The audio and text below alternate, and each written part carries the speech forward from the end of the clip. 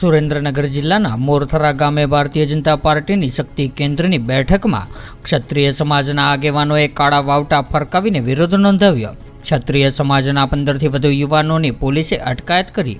રાજકોટ લોકસભા બેઠકના ભાજપના ઉમેદવાર પરસોત્તમ રૂપાલાના વિરુદ્ધ હવે ગામે ગામ થવા લાગ્યો છે।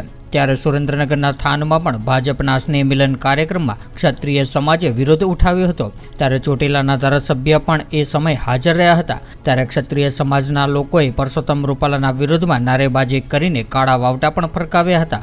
ત્યારે આ સમયે પોલીસ પણ ત્યાં હાજર હતી અને વિરોધ પ્રદર્શન કરનાર લોકોની અટકાયત કરવામાં આવી હતી।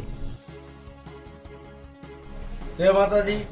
આજ રોજ થાનગઢ મોડથરા મુકામે ભાજપનો શક્તિ કેન્દ્રનો કાર્યક્રમ હોય ત્યાં ક્ષત્રિય સમાજ દ્વારા પરસોત્તમ રૂપાલાનો વિરોધ કરવામાં આવ્યો છે અને જ્યાં સુધી પરસોત્તમ રૂપાલાની ટિકિટ કાપવામાં નહીં આવે ત્યાં સુધી થાનગઢના ફરતા કોઈ પણ ગામમાં ભાજપનો કાર્યક્રમ હશે તો ત્યાં ક્ષત્રિયો લોકશાહીની ઢબે વિરોધ પ્રદર્શન જરૂરથી જરૂર કરશે। અમારી એક જ માંગ છે, પરસોત્તમ રૂપાલાની ટિકિટ રદ કરો। કેટલા જણાની ધરપકડ કરી છે? અત્યારે અમારી 15 થી 20 જણાની ધરપકડ કરવામાં આવી છે।